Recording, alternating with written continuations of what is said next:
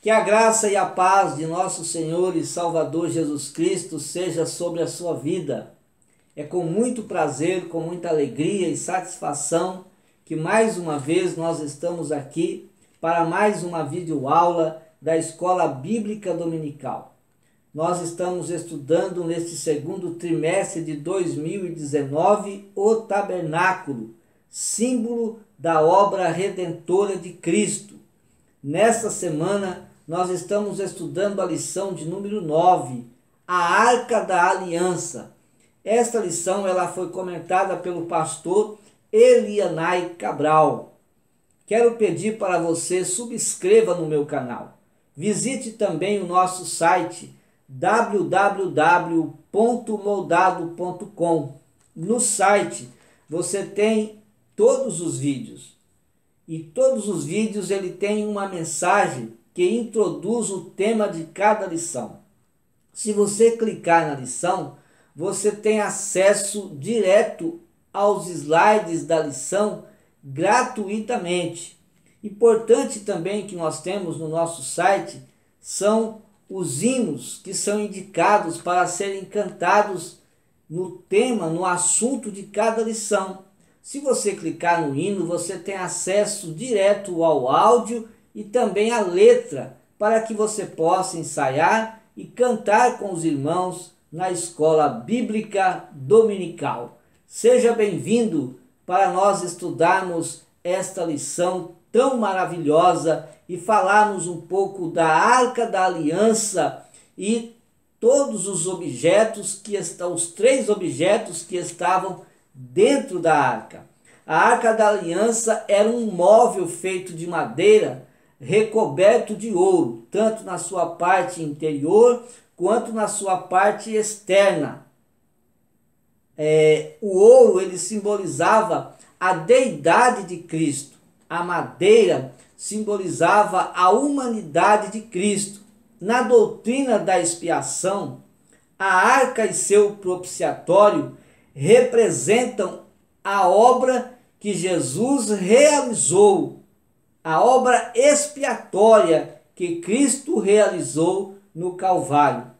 Quando o pecador entra no pátio do tabernáculo, ele inicia os seus passos no caminho do santuário. A intenção era chegar no santuário. Na antiga aliança, o pecador não chegava ao santuário porque tudo que estava ali era símbolo. O escritor aos Hebreus, no capítulo 9, o versículo 8, ele diz: dando nisto a entender o Espírito Santo que ainda o caminho do santuário não estava descoberto enquanto se conservava em pé o primeiro tabernáculo. Ou seja, tudo era símbolo e o homem não podia chegar no santuário. A caminhada do pecador, então, ela começava na porta que dá acesso de entrada ao pátio, na parte externa do tabernáculo. O sacerdote conduzia o homem pecador com a sua oferta até o altar de holocausto.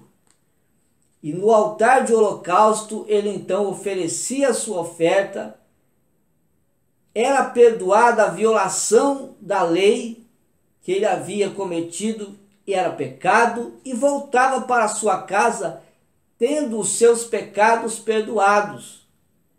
Hoje o caminho do santuário, ele está aberto.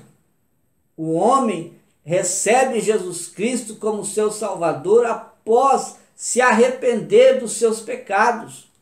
Veja que também logo após estava a pia de bronze, onde o pecador assume o compromisso no ato batismal, prometendo uma vida de santidade na presença de Deus. No ato batismal, o pecador então passa por esse ato de batismo e é simbolizado pela pia de bronze que estava próximo à entrada do lugar santo, próximo à entrada do tabernáculo estava lá a pia de bronze, que simbolizava o ato batismal. Na parte interior do santuário, então, estava o lugar santo. No lugar santo existiam 3 móveis. Do lado direito estava a mesa com o pão da proposição.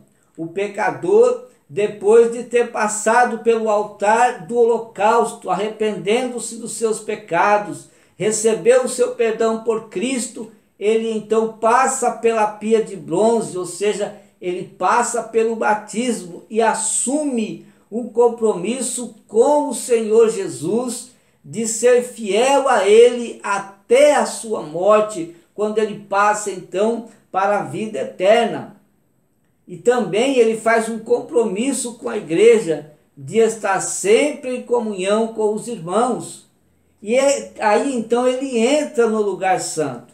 No lugar santo estão os 3 móveis. Do lado direito está a mesa com o pão da proposição. Nesta mesa, essa mesa simboliza a Santa Ceia do Senhor. É quando o homem então participa da Santa Ceia do Senhor. Também simboliza a comunhão com os irmãos e a comunhão com Deus. Ao lado esquerdo estava o candelabro. No candelabro o homem se dobra diante do Senhor para buscar os dons espirituais. Ali ele tem intimidade com Cristo, ele tem a igreja como testemunha de que ele está recebendo os dons espirituais. Ao meio, então, bem à frente, bem encostado, na entrada do lugar santíssimo, onde fazia divisória com o lugar santo, estava o altar de incenso. No altar de incenso, o homem então ora a Deus, intercede a Deus, agradece a Deus que estava no lugar santíssimo. E no lugar santíssimo, então, o sumo sacerdote entrava com uma bacia de sangue, ou seja, ele entrava mediante o sangue que ele levava, e ele oferecia então este sacrifício para ele e também em favor à nação de Israel. Na primeira carta do apóstolo João, no capítulo 1, versículos 3 e 7, diz assim: o que vimos e ouvimos, isso vos anunciamos, para que também tenhais comunhão conosco. E a nossa comunhão é com o Pai e com o seu Filho Jesus Cristo. Mas se andarmos na luz, diz o versículo 7, como ele na luz está, temos comunhão uns com os outros, e o sangue de Jesus Cristo, seu Filho, nos purifica de todo pecado. Depois do lugar santo, então, está o lugar santíssimo. E o lugar santíssimo, ele estava isolado por um véu. O véu, ele dividia, fazia divisória entre o lugar santo e o lugar santíssimo. No lugar santíssimo estava a arca, onde a presença de Deus se manifestava entre os querubins que estavam em cima do propiciatório. Na tipologia bíblica, Jesus tornou-se nosso cordeiro expiatório, pois com o seu próprio sangue, Jesus Cristo entrou no lugar santíssimo e tornou-se o nosso sumo sacerdote eterno e fez de nós sacerdotes reais de Deus, adquiridos por Deus.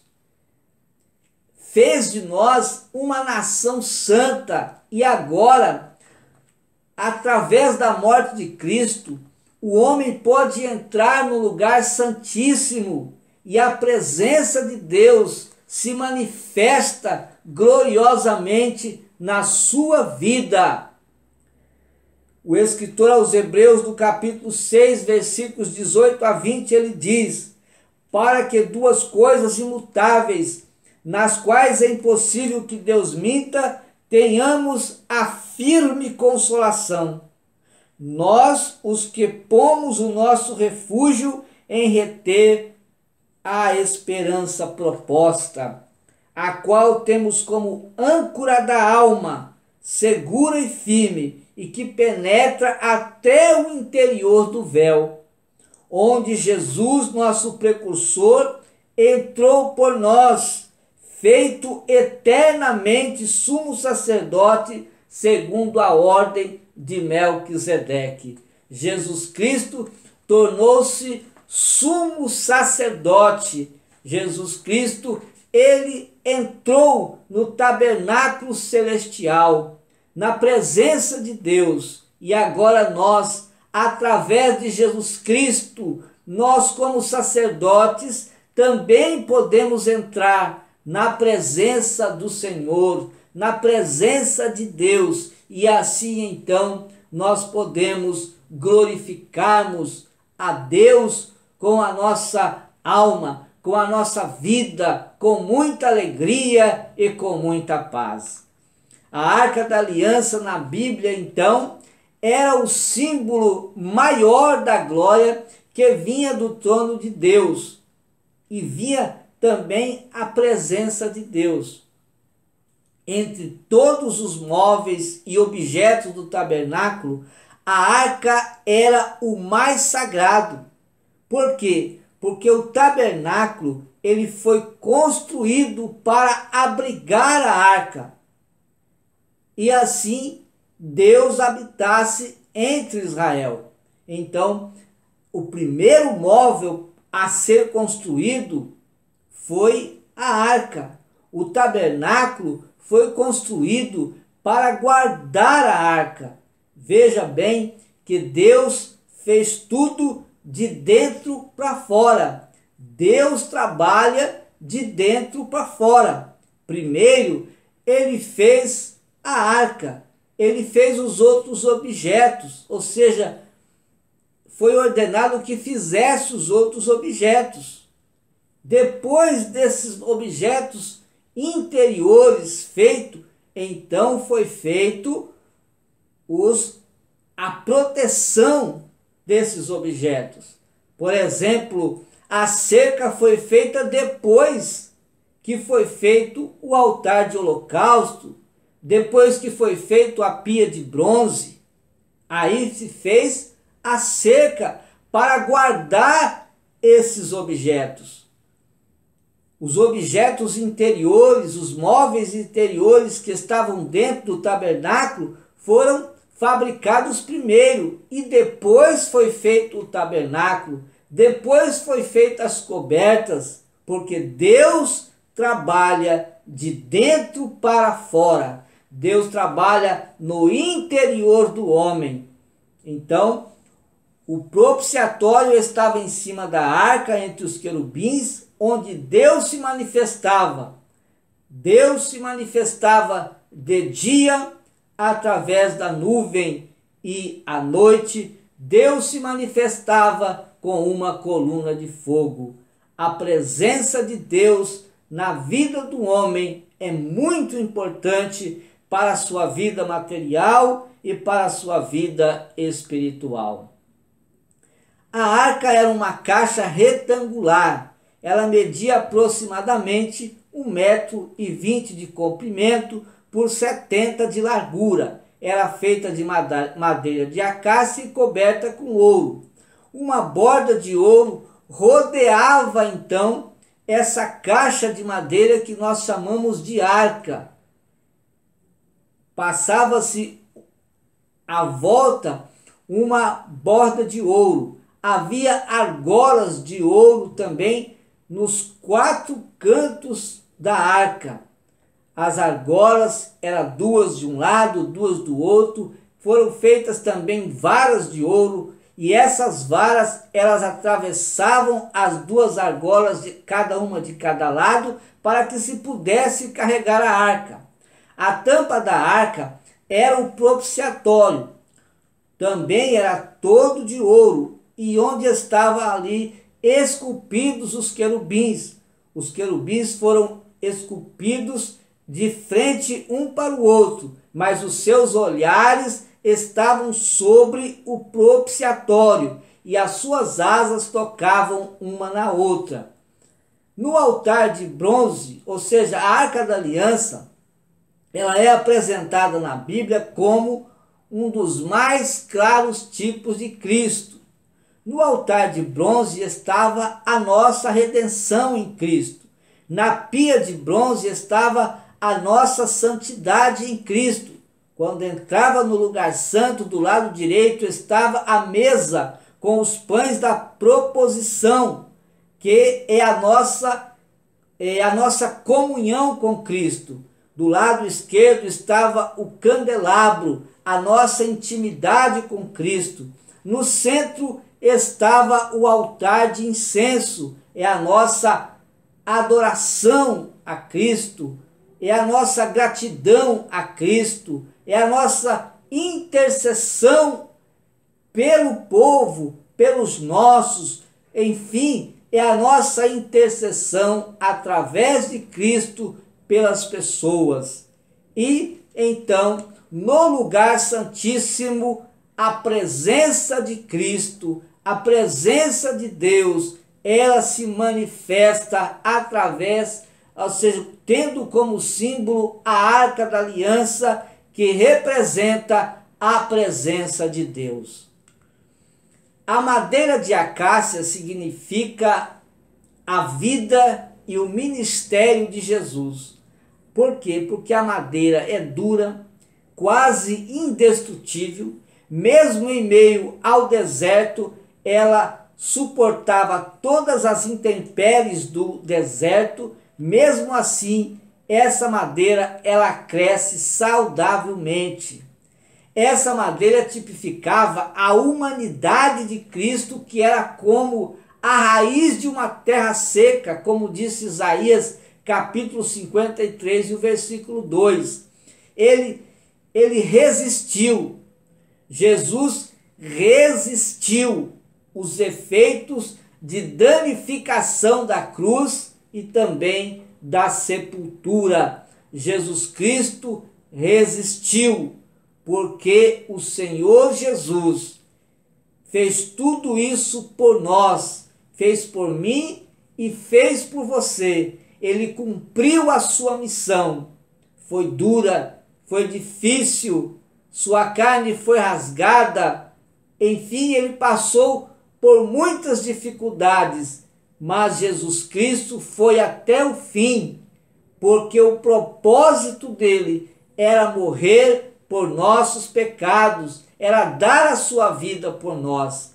A natureza humana e divina de Jesus unia-se, assim como a Arca da Aliança unia madeira e ouro. Jesus, ele foi homem Deus, que expressa-se na sua imagem, ou seja, na imagem de Deus, a plenitude do Senhor. Dentro da arca havia 3 objetos. Havia um pote de ouro com maná, havia o cajado de Arão que floresceu e havia também as tábuas da lei. O maná foi o alimento fornecido por Deus para os filhos de Israel durante 40 anos que eles estavam no deserto. O maná descia do céu todas as manhãs, se parecia com a geada e era semelhante a uma semente de coentro. Era permitido ao homem colher apenas 1 homer de maná, cerca de 2 litros por pessoa cada manhã. No 6º dia da semana, eles deviam colher o dobro, porque no sábado eles não trabalhavam, eles não colhiam, ou seja, eles guardavam o sábado. e todo o maná que sobrava, que restava ali no chão, ele era consumido, ele sumia com o tempo. Por ordem de Deus, por ordem divina, Arão colheu um homer de maná, colocou em um pote de ouro e guardou esse pote de ouro dentro da arca. Significava que Deus estava sustentando o seu povo, tanto fisicamente quanto espiritualmente. O maná também anunciava o ministério de Jesus de várias maneiras. Jesus se declarou o verdadeiro maná. Jesus disse: eu sou o pão do céu. Em outras traduções ele vai dizer: eu sou o pão que desceu do céu. Jesus deixou o seu trono, deixou o seu lar celeste e desceu ao deserto deste mundo. Sabe para quê?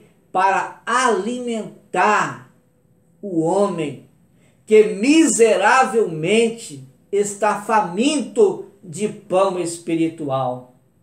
Quantos estão sedentos de água da vida, mas quantos também estão famintos do pão espiritual? Quantos precisam de alimentar-se da palavra de Deus, mas estão negando o pão de Deus, estão negando o pão espiritual, a palavra da vida, o Senhor Jesus Cristo. O povo tinha acesso livre ao maná. Assim, Deus, através de seu Filho, ele abriu caminho para que nós possamos ter uma vida espiritual. E assim como o povo tinha acesso direto ao maná para se alimentar fisicamente, nós temos acesso hoje direto a Cristo, que nos alimenta espiritualmente. Assim como o nosso corpo necessita de alimento, o nosso espírito ele carece de comida espiritual. E Jesus é o pão nosso de cada dia. E nós encontramos Jesus quando nós estudamos a palavra de Deus. Nós encontramos Jesus quando nós aceitamos Ele como Salvador da nossa alma. Nós nos alimentamos de Jesus Cristo quando nós conversamos com Ele. Quando nós apresentamos para Ele a nossa dificuldade, os nossos problemas, quando nós estudamos a sua palavra, nós nos alimentamos da comida espiritual, que é o Senhor Jesus Cristo. A brancura do maná fala da pureza de Cristo. E assim como o maná foi moído, assim como o maná foi cozido, Jesus também foi moído pelas nossas transgressões. Jesus foi moído pelos nossos pecados. Jesus foi moído pelas nossas iniquidades. As nossas dores Jesus levou sobre si. E pelas suas pisaduras nós fomos sarados. Só Jesus pode satisfazer uma alma sedenta de salvação. Só Jesus Cristo, ele satisfaz o homem que precisa de alimento espiritual. O outro objeto sagrado que estava dentro da arca era a vara de Arão que floresceu. Isto está registrado em Números, capítulo de número 17. Mas por que Deus fez com que o cajado de Arão viesse a florescer? Isto está descrito no capítulo 16 do livro de Número, quando lá nós lemos da rebelião que causou Corá, Datã e Abirão. Eles reuniram 250 líderes das 12 tribos de Israel e contestaram a autoridade que Deus havia dado para Moisés e para Arão.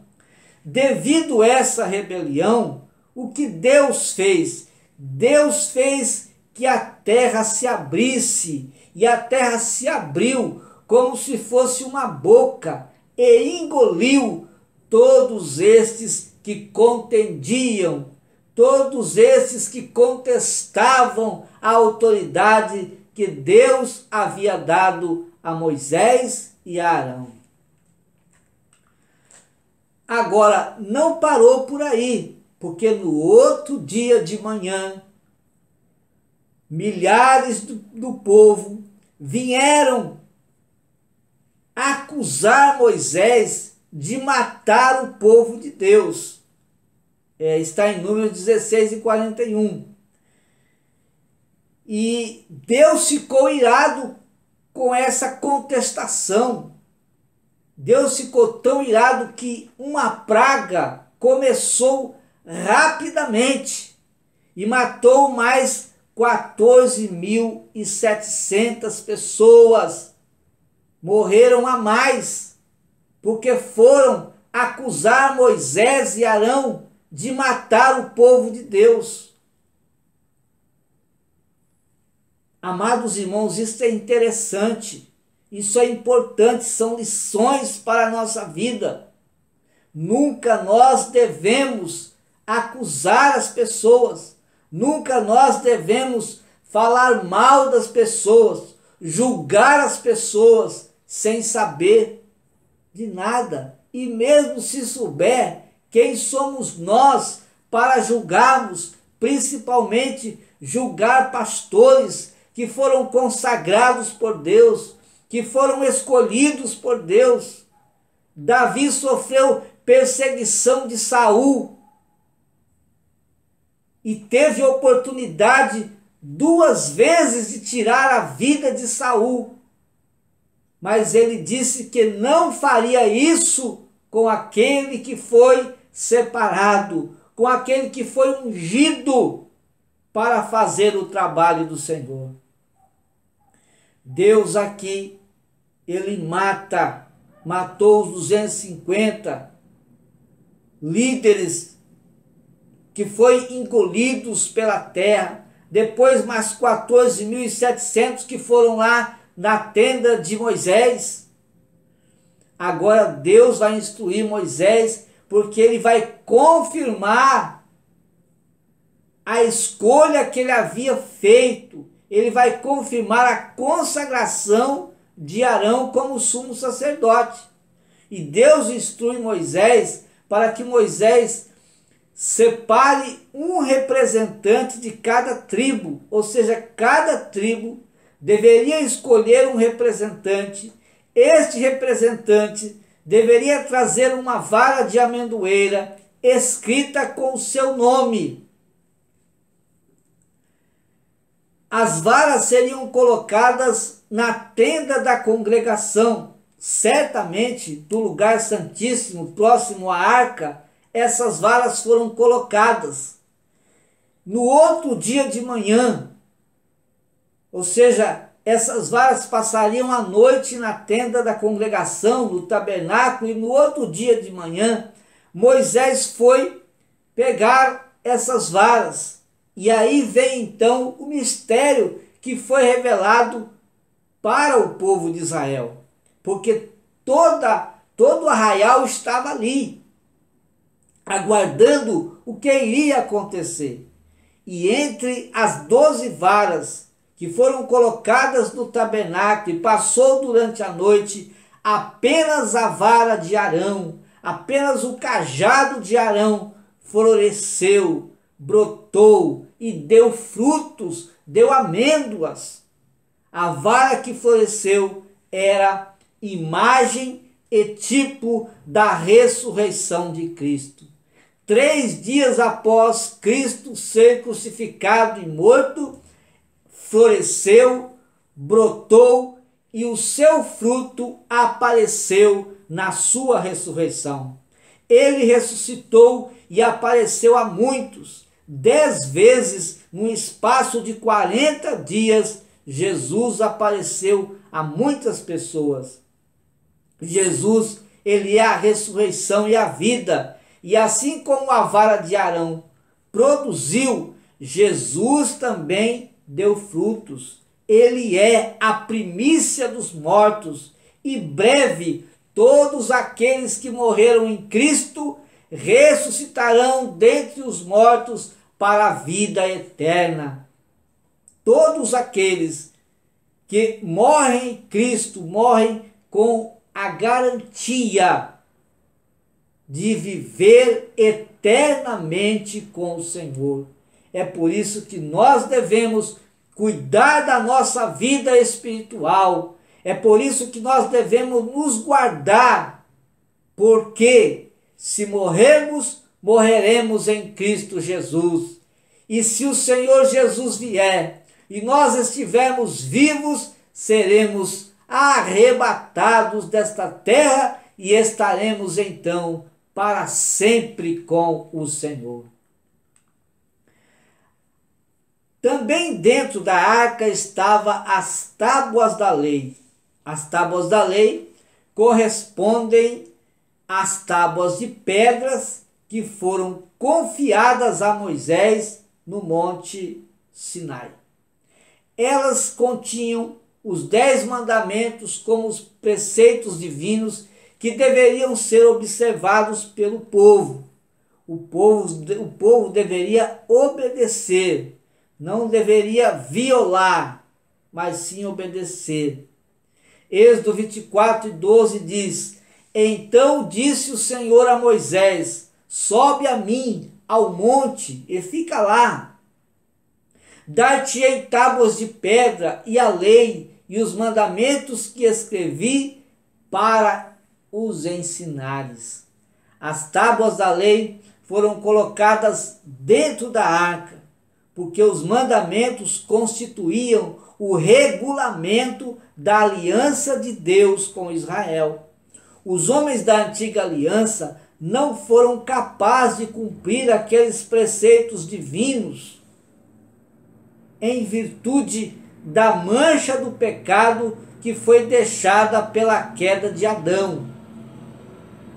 Porém, a lei do Sinai era símbolo da lei interior que viria na nova aliança através de Jesus Cristo. A lei do Sinai era visível e não era capaz de tirar o pecado do homem. A lei da nova aliança, Jesus Cristo morreu e tirou o pecado da humanidade, porque ele veio para tirar o pecado do mundo. A lei do Sinai, ela estava simbolizando, por ela ser uma lei visível, ela estava simbolizando uma lei interior que Jesus Cristo veio pregar. Agora, Jesus Cristo estava dizendo que nós deveríamos adorá-lo em espírito e em verdade. Na nova aliança, somente através da ação da palavra de Deus em nossa vida é que determina o tipo de cristão que nós somos ou o tipo de vida cristã que nós estamos vivendo. A palavra de Deus, ela é viva e produz vida naqueles que a obedecem. O Salmos 1, versículos de 1 a 3 diz: Bem-aventurado o homem que não anda no conselho dos ímpios. O homem que estuda a palavra de Deus, que busca a presença de Deus, ele não anda no conselho dos ímpios. Também ele não se detém no caminho dos pecadores. Ele não se assenta na roda dos escarnecedores. E o que ele faz? Antes o seu prazer está na lei do Senhor, está na palavra de Deus, está na Bíblia Sagrada. E na sua lei ele medita, ele estuda de dia e de noite. Ele se alimenta desta gloriosa palavra, a palavra de Deus. A história da Arca da Aliança. A Arca da Aliança, ela tem uma história muito linda, porque ela não ficou, a Arca da Aliança não ficou só nos 40 anos que o povo de Israel ficou no deserto. Não. A Arca da Aliança, ela continuou. Ela sempre ia à frente do povo de Israel, representando o Senhor sempre à nossa frente. Pois o bom pastor sempre nos conduz na peregrinação dos desertos deste mundo. Jesus está sempre à frente daquele que o obedece, daquele que o busca, daquele que o teme. A arca do concerto era levada pelos sacerdotes levitas.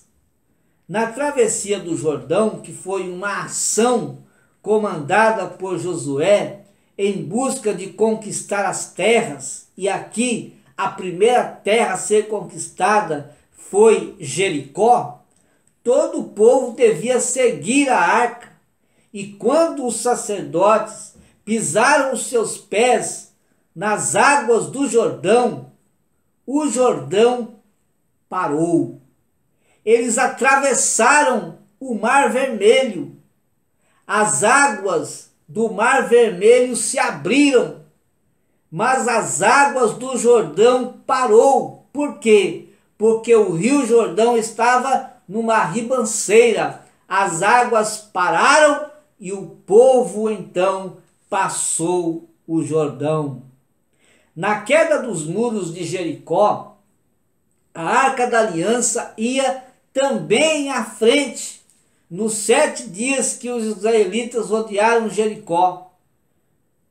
E no último dia os muros caíram e Israel então tomou posse da cidade.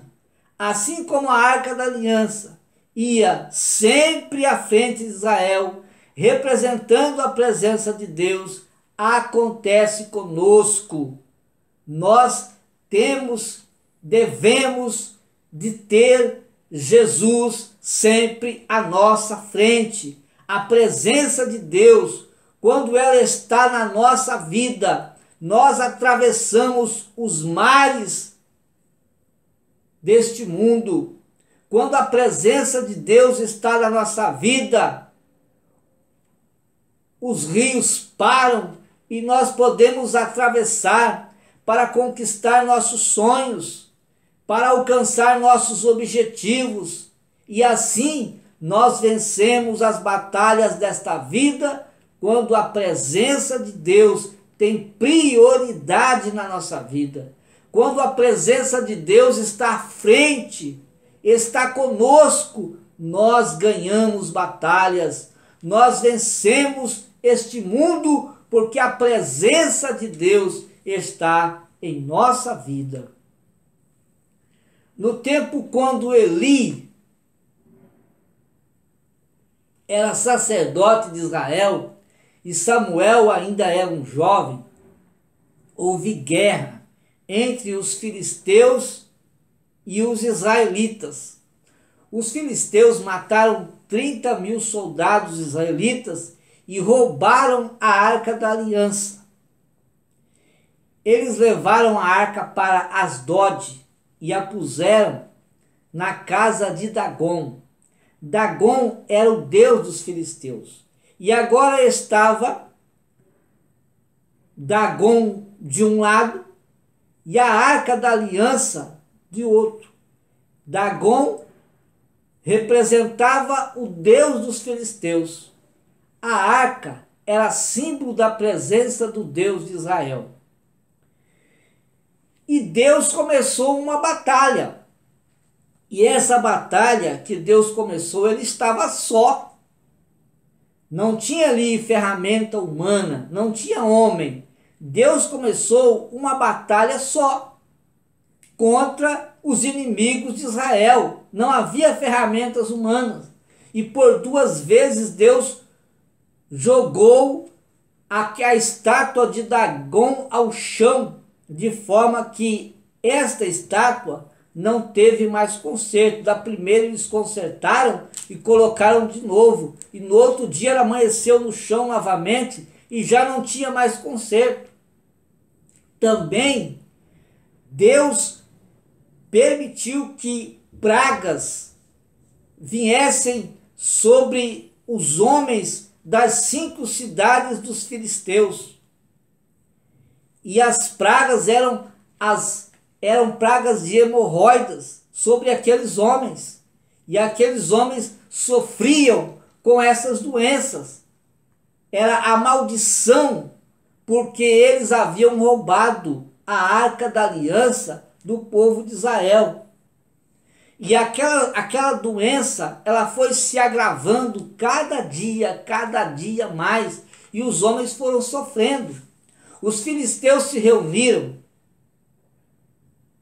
e concordaram em dar uma volta com a arca da aliança em torno da cidade de Gate. E essa cidade foi ainda mais amaldiçoada, porque as hemorroidas foram mais devido isso que eles fizeram.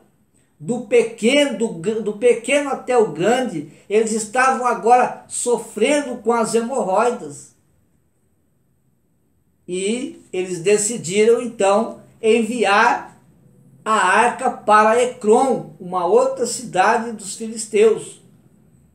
Se aconselharam com os adivinhadores e sacerdotes deles para verem como eles devolveriam aos israelitas. Por quê? Porque o povo de Ecrom não aceitou a arca lá. Reuniram com seus príncipes e disse: nós não vamos aceitar esta arca aqui. E reuniram então príncipe das 5 cidades e tomaram conselho com os adivinhadores, com os feiticeiros, para ver de que formas que eles devolveriam a arca ao povo de Israel, o seu lugar de origem. Durante os 7 meses que a arca esteve em terras filisteias, os que não morreram foram acometidos de hemorroidas, e tão forte era essa doença na vida daqueles homens, que eles se angustiaram tanto, eles clamavam tanto, eles sentiam tantas dores, que o clamor daquele povo chegou até os céus, conforme está escrito Samuel capítulo 5, e o versículo de número 12, diz assim: e os homens que não morriam eram tão feridos com hemorroidas, que o clamor da cidade subia até o céu.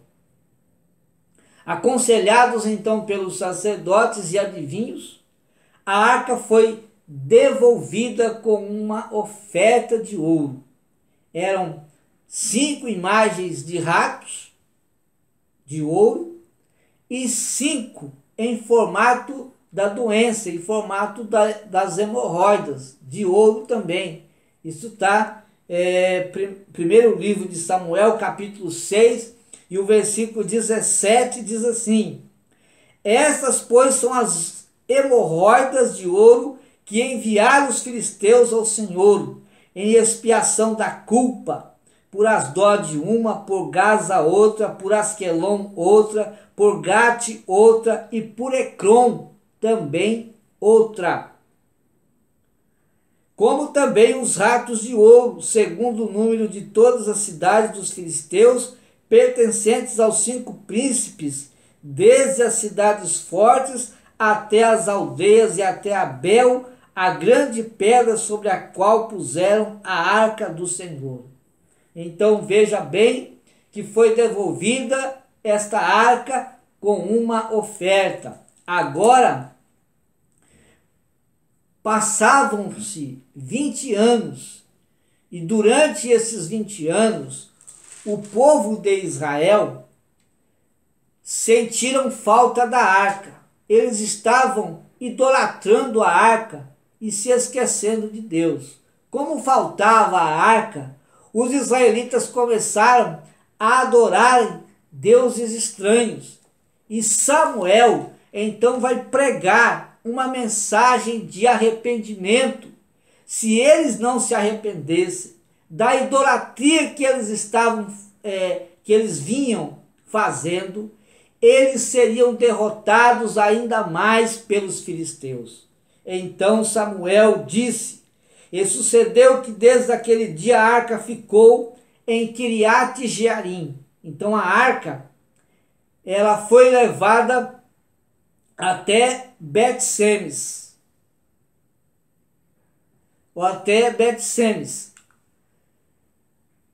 E em Bet-Semes eles foram imprudentes, porque os bet-semitas abriram a arca e olharam dentro da arca, e morreu ali mais 50.070 homens. E eles então agora vão enviar esta arca, e esta arca ela vai ficar na casa de Abinadab. E na casa de Abinadab ela fica guardada 20 anos. E durante esses 20 anos é que o povo de Israel, eles se volta para a idolatria, e Samuel então vai pregar e diz: e sucedeu que desde aquele dia a arca ficou em Quiriate-Jearim, e tantos dias se passaram que chegaram até 20 anos, e lamentava toda a casa de Israel após o Senhor. Então falou Samuel a toda a casa de Israel, dizendo: se com todo o vosso coração vos converterdes ao Senhor, tirai dentre vós os deuses estranhos e os astarotes, e preparai o vosso coração ao Senhor, e servi a Ele só, e vos livrará da mão dos filisteus. E eles então se arrependeram dos seus pecados com jejuns, com oração, e voltaram-se para Deus, e Deus deu para eles a vitória.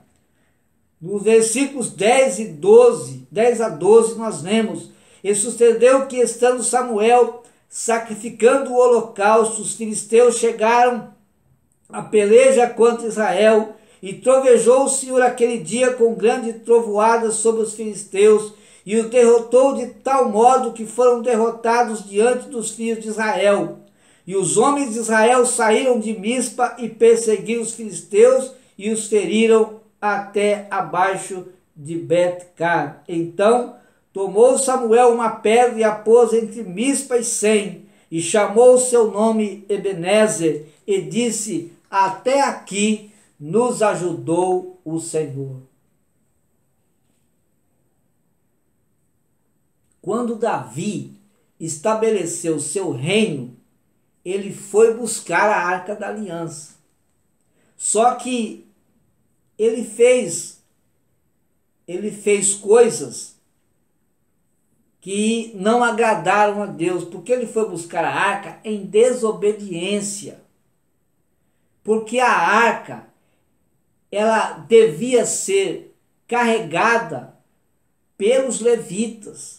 Deus separou a tribo de Levi para cuidar das coisas do tabernáculo, para montar e desmontar o tabernáculo, e também para carregar. Então eram os levitas que tinham a responsabilidade, que foram consagrados para carregarem a arca.